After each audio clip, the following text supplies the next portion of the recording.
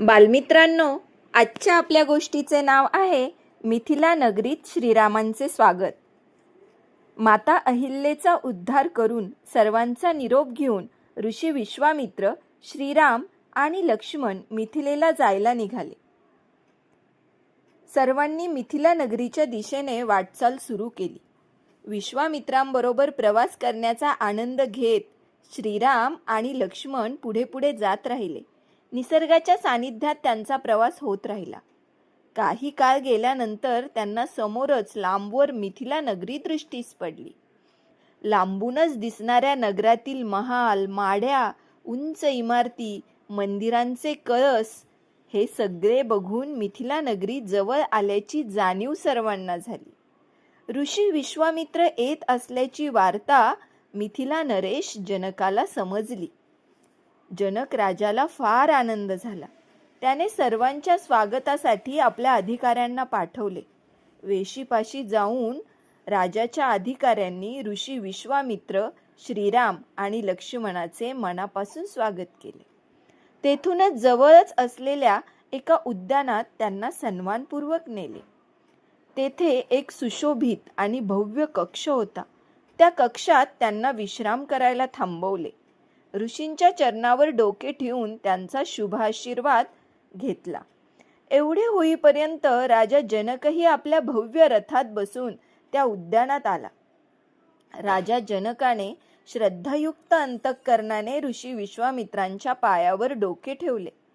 त्यांच्या कपाळाला गंध, अक्षता लावून त्यांच्या गळ्यात फुलांच्या माळा घालून त्यांची पूजा केली. ऋषी विश्वामित्रांनी त्यांना शुभाशीर्वाद दिले आणि तापसी वेशातील श्रीराम आणि लक्ष्मण यांची ओळख करून दिली. ऋषींबरोबर आलेले दोघेही तरुण अयोध्येचे राजकुमार आहेत, राजा दशरथाचे सुपुत्र आहेत हे समजताच मिथिला नरेशाचा आनंद गगनात मावेनासा झाला. राजा जनकाने दोघांनाही नमस्कार केला. श्रीरामाकडे लक्ष जाताच राजा जनक जणू भारावूनच गेले. निळा सावळा श्रीराम त्यांना मनापासून आवडला होता. श्रीरामच सीतेसाठी अगदी अनुरूप वर आहे असे त्यांना मनोमन वाटले. जनक राजा एकटक श्रीरामाकडेच बघत होता. श्रीरामाच्या तेजस्वी व्यक्तिमत्वाची मोहिनीच जणू काही जनकावर पडली होती.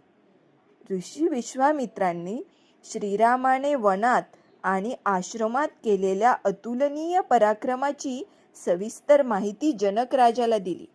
तसेच श्रीरामाने माता अहिल्याचा उद्धार कसा केला ते सुद्धा सांगितले. हे सारे ऐकून तर जनक राजा आणखीनच प्रभावित झाले. श्रीरामांबद्दल त्यांच्या मनात आदर निर्माण झाला. थोडा वेळ तिथे विश्रांती घेऊन सारे जण मग मिथिला नगरीत आले. ती सुंदर नगरी राम लक्ष्मणाला फार आवडली. एका मोठ्या प्रासादामध्ये जनकाने त्यांच्या निवासाची व्यवस्था केली होती.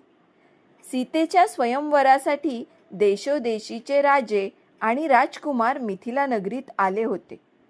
त्या सर्वांची निवास आणि भोजनाची उत्तम व्यवस्था राजा जनकाने ठेवली होती.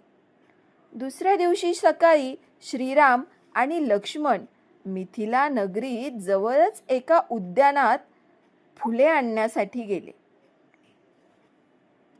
मनमोहक, सुगंधी, विविध रंगी फुलांच्या ताटव्यातून फिरताना श्रीराम आणि लक्ष्मणाला फारच आनंद वाटत होता. विविध फळझाडांनी आणि फुलझाडांनी बहरलेला तो बगीचा दोघांना फार आवडला. सकाळची प्रसन्न वेळ होती आणि त्याच वेळी माता सीता सुद्धा आपल्या सखींसोबत त्या बागेतील एका शिवपार्वतीच्या मंदिरात पूजेसाठी आली होती. फुले वेचता वेचता अचानक सीतेचे लक्ष बागेत फिरणाऱ्या तापसी वेशातील राम आणि लक्ष्मणाकडे गेले. राजबिंडा सावळा राम पाहता क्षणी सीतेच्या नजरेत भरला. अचानकपणे झालेल्या त्या भेटीत रामाची नजरही सीतेच्या नजरेला भिडली.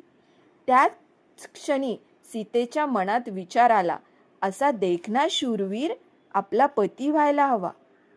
सीतेच्या सखी सुद्धा श्रीरामांच्या दर्शनाने भारावून गेला. आता सर्वजण स्वयंवराच्या दिवसाची वाट पाहू लागले. बालमित्रांनो, आजची आपली गोष्ट संपली. आता पुढची गोष्ट उद्याच्या भागात.